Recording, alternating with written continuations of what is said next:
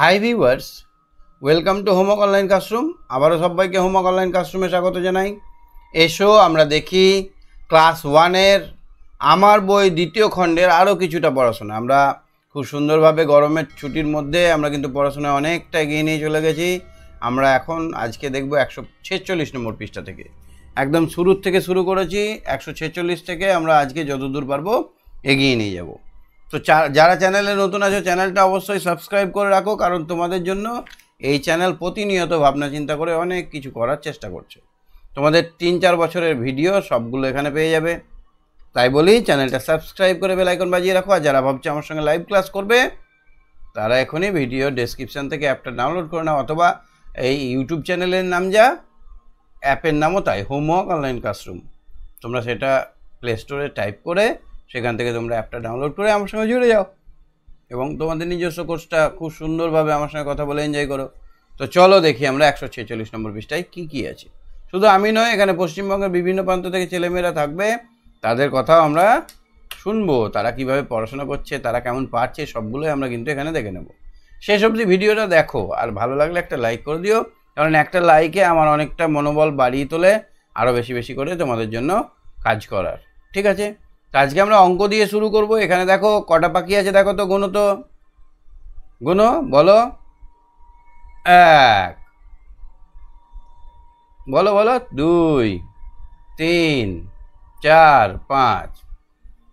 তাহলে 5 মানে 5টা দাগ, 5টা পাখি মানে 5টা দাগ, আর এইটা হচ্ছে 5, তাই তো। আর নিচে দেখো এই ঘর থেকে এই ঘরটা হয়েছে, এই ঘরে দেখো তো কটা পাখি আছে, 1, 2, 3, 4। এই 5টা পাখি থেকে দেখা একটা পাখি উড়ে চলে যাচ্ছে। তো একটা পাখি উড়ে গেল মানে কমে গেল, মানে 1 বিয়োগ হবে। তাহলে 5টা পাখি থেকে একটা পাখি উড়ে গেলে আমরা গুনে দেখি তো কটা হচ্ছে। অঙ্ক না করে আমরা গুনে দেখলাম 1, 2, 3, 4টে হচ্ছে। আর অঙ্কটা করেও আমরা দেখবো 4টে হচ্ছে, কেন 5টার জন্য 5টা দাগ দেবো আর একটা দাগ উড়িয়ে দেবো। একটা পাখি তো চলে গেল, তাহলে কটা পড়ে থাকছে, 4টে। তাহলে আমরা অঙ্ক বা প্র্যাকটিক্যাল হাতে গুনে গুনেও কিন্তু একই রেজাল্ট পাবো। অঙ্কটা হচ্ছে বাস্তব একটা সত্য। নেক্সট দেখো এখানে 5, এখানে কটা পাখি আছে, গুনো গুনো গুনো, বলো জোরে। 4টে। 4টের মধ্যে একটা পাখি উড়ে গেল, 4টে থেকে একটা বাদ দিলে কটা থাকবে, 3। কে বলেছো 3? ঠিক বলেছো, ভেরি গুড, ভেরি গুড। এবার 3টে পাখি আছে এখানে দেখো, 3টে পাখি থেকে একটা উড়ে চলে গেল, 3 থেকে 1 বিয়োগ হবে, 3টে থেকে একটা বাদ দিলে কত হয়, কটা পড়ে আছে, 2। ভেরি গুড, ঠিক বলেছো। এবার দেখো তো 2টো পাখি আছে, একটা পাখি উড়ে গেল, তাহলে কটা আছে, আর একটা। এবারে একটা পাখি থেকে যখন একটা উড়ে চলে যাবে, ডালটা ফাঁকা পড়ে থাকবে, ডালটা ফাঁকা পড়ে থাকবে, এখানে কোনো পাখিই থাকবে না, তাই না? তাহলে 1 থেকে একবার দিলে 0। তাহলে 0 কি? কোনো কিছু না থাকাকে 0 বলা হয়, ফাঁকাকে বলা হয় 0, ফাঁকাকে বলা হয় 0। এই ঝুড়িতে কটা মিষ্টি, এই বাটিতে কটা মিষ্টি আছে, 0টা। একটাও নাই। নেগেটিভ কথা বলার থেকে 0 বলা অনেক ভালো। তাহলে এখানে একটাও কিছু নেই, কিছু না থাকলে সেটা হয় 0। আমার কাছে 3টে রসগোল্লা ছিল, আমি গপ গপ করে খেয়ে নিলাম, কটা রসগোল্লা থাকবে, আর কিচ্ছু নাই, আর শুধু রস পড়ে আছে, তাহলে 0টা। বোঝাতে পারলাম? চলো এই অঙ্কটা সবাই করে আমাকে কমেন্টে দাও। 8টা থেকে 3টে বাদ দাও, ঝটপট কমেন্ট করো সবাই।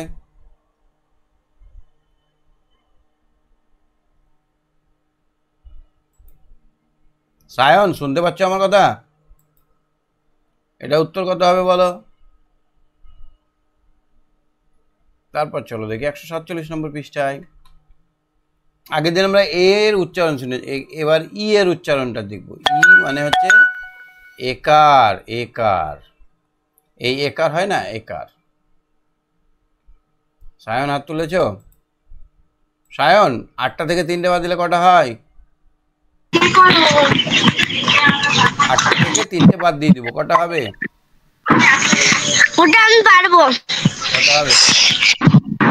ঠিক আছে, 8টা থেকে 3টে বাদ দিয়ে দেবো, তাহলে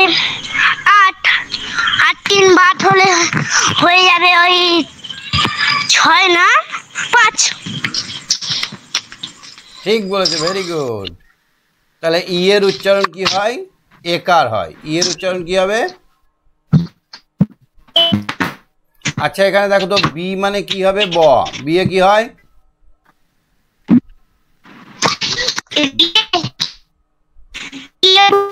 বি এর উচ্চারণটা কি হয়? ব। বি এ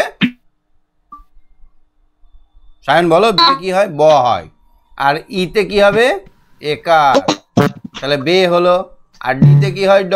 তাহলে বেড। এটার উচ্চারণটা হলো bed. F E D, L E D, R E D. তাহলে বিতে ব, বিইজি বেগ, ইজি এগ, এলইজি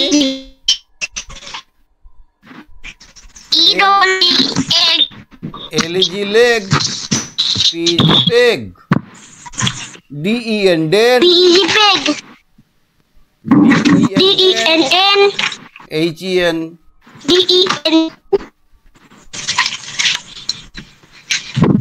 এটা কি? ওইটা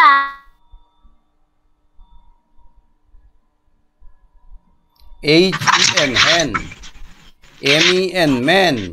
তাহলে দেখো সবগুলো টিতে ট হয়, আর ইতে একার হয়। ইতে একার পেলাম, আর এনে দন্তান্ন, দন্তান্নতে, তাহলে এটা উচ্চারণ হবে 10।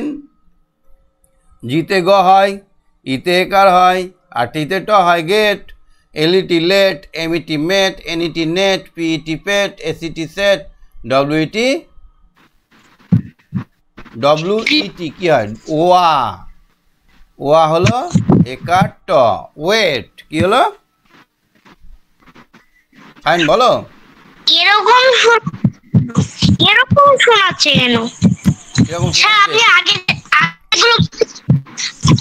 আপনি আগে যেগুলো বলছিলেন না স্যার, বলো, আর একবার হাত তোলো,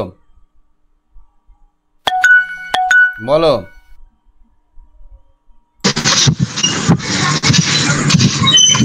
বলো।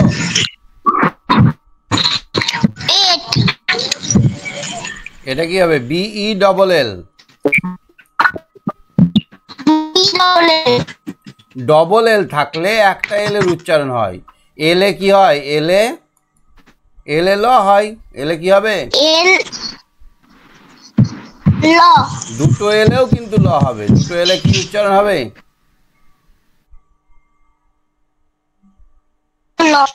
দুটো এলেও ল হবে। তাহলে বিতে ব হলো, ইতে একার হলো, একটা ল বেল। তেমনি F E L fell, S C L fell, S C double L cell, T double L tell, W double L well, S P double L spell. স্পেলটা কি করে হলো? পিতে প, ইতে একার, আর ডবল এল স্পেল। কি বুঝতে পারছো কি করে বানানটা হচ্ছে? হ্যাঁ। আচ্ছা এবার বলো তো, এমইটি মেট, মেটের মতো একটা কথা। স্যার ছবি তো সেখানটাই রাখা। ও স্যার ছবি তো সেখানটাই রাখা আছে। জিইটি কি হয়? G E T get. P E G peg. Big. R E G pig. R E D red. Red. Red. Red. B E double L কি হয়? বেল। বল। না বেল বেল বেল। পিইএন কি হয়? পেন। টিইএন কি হয়? টেন। এমইটি মেট, আরো এসইটি সেট, জিইটি গেট হয়েছে না? পিইটি পেট। এবারে জি বলো বলো। কি আছে? ছবি আটকে আছে। হ্যাঁ বেলের জায়গায় আটকে আছে। তাছাড়া ছবিও নড়ছে না। আর কিছু তোমার নেটওয়ার্ক খুব বন্ধ করে। এলইজি কি হয়? এলইজি কি হয়? এলইজি কি হয়?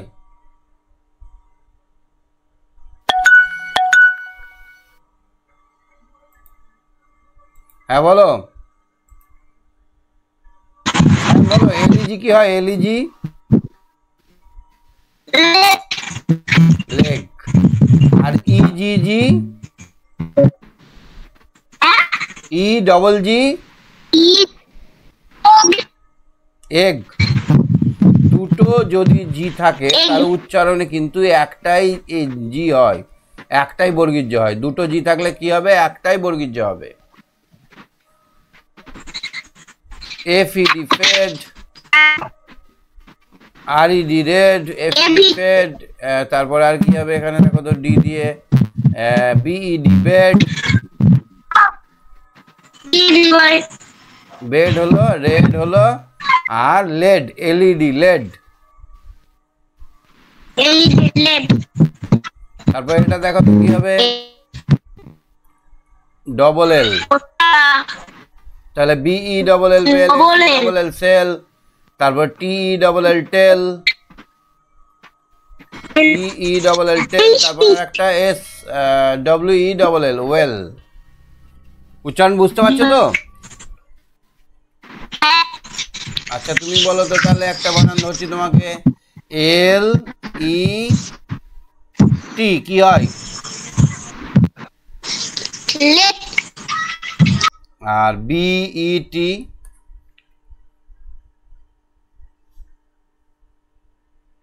বিইটি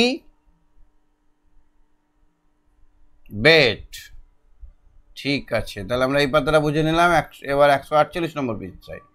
বনে অনেক কি আছে? বনে অনেক ড্যাশ, কি হবে এটা? বনে অনেক,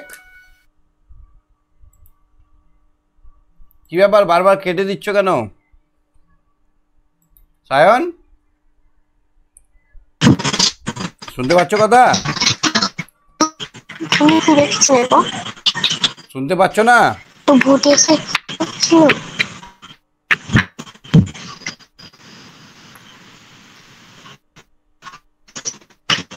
শুনতে পাচ্ছ সায়ন?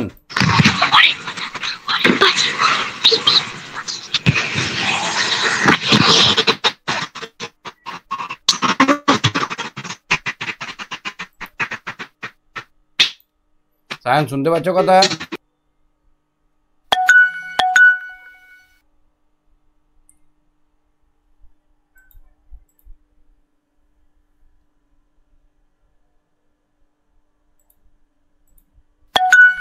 হ্যাঁ শুনতে পাচ্ছ সায়ন? সায়ন কথা শোনা যাচ্ছে?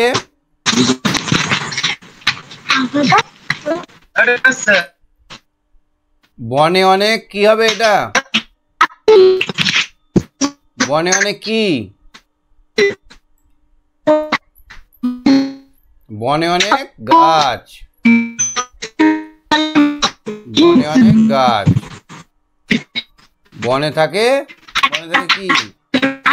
পাখি। বনে থাকে পশু পাখি।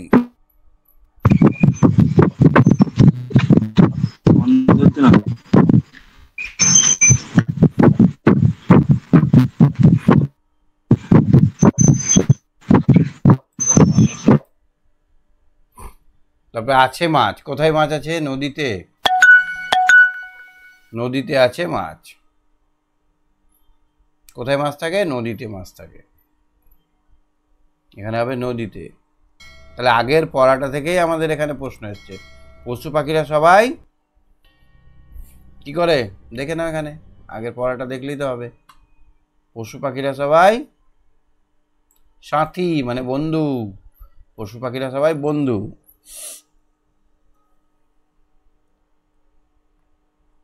বুঝতে পেরেছ? আচ্ছা সহজ পাঠের বনে থাকে বাঘ পাঠ্যটি দেখে লেখো। পাখি ফল খায়, আমরা দেখেছিলাম সেদিন। পাখি ফল খায়, পাখা মেলে ওড়ে।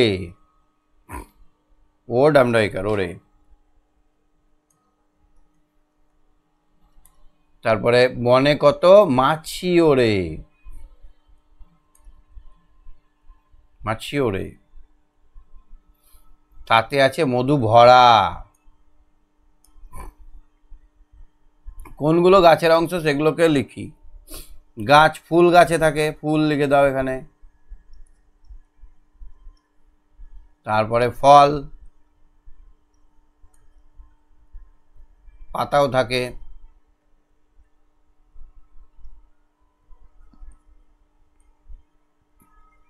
পাতা হলো। তারপরে আর কি থাকে, বেলুন, ছাতা, আরশোলা। মূল থাকে, মূল, মূল। তারপরে থাকে শাখা, তারপরে থাকে মুকুল। বুঝতে পেরেছো? তাহলে এইগুলো গাছে থাকে, শাখা, মুকুল। বাকিগুলো গাছে কিন্তু থাকে না।